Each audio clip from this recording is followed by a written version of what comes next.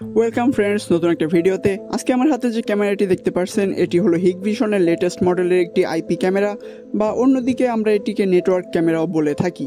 So চলুন ভিডিওটি শুরু করি। প্রথমেই চলুন দেখে নিই বক্সের ভিতরে কি কি আছে। এখানে দেখতে পাচ্ছেন ফার্স্টে ক্যামেরা মাউন্ট করার জন্য রয়্যাল প্লাগ এবং কিছু স্ক্রু দেওয়া আছে। দেন আছে একটি ইউজার ম্যানুয়াল, এবং এই ইউজার ম্যানুয়ালের মাধ্যমে আপনারা যদি প্রথমবারের মতো কেউ এই ক্যামেরা সেট করে থাকেন সেই সকল বিষয় জানতে পারবেন। দেন এটা হলো নেটওয়ার্ক কেবলের জন্য একটি ওয়াটার প্রুফিং কিট। সো এই কিটের মাধ্যমে যখনই আমরা কোনো ল্যান্ড কেবল এই ক্যামেরার সঙ্গে অ্যাটাচ করব, সেক্ষেত্রে কোনো পানি বা কোনো ধুলাবালি এই তারের ভিতরে ঢুকতে পারবে না। সেই ক্ষেত্রে অনেকদিন RJ45 কানেক্টরটি লাস্টিং করবে, এবং অধিকাংশ সময় দেখা যায় এই ধরনের ক্যামেরা সাধারণত আমরা বাইরেই সেট করে থাকি। সো বৃষ্টি হলেও কোনো ধরনের কোনো সমস্যা হবে না কেবল কানেকশনে। এবং এটা হলো একটি ড্রিলিং স্টিকার।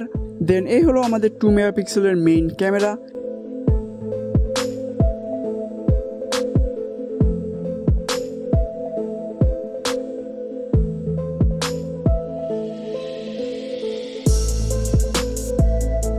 এবং পিছনের দিকে এখানে কিছু ইনফরমেশন দেওয়া আছে, এবং এই ক্যামেরাটির মডেল নাম্বার আপনারা স্ক্রিনের উপরে দেখতে পাচ্ছেন।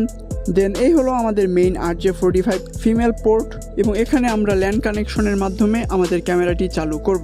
সো এখানে যে RJ45 কানেক্টরটি আছে, এখানে কিন্তু আমরা চাইলে এরকম POE সুইচ থেকে কানেকশন দিতে পারি। সেক্ষেত্রে আমাদের কোনো এক্সট্রা পাওয়ার সাপ্লাই বা 12 ভোল্টের পাওয়ার অ্যাডাপ্টার ব্যবহার করার প্রয়োজন পড়বে না।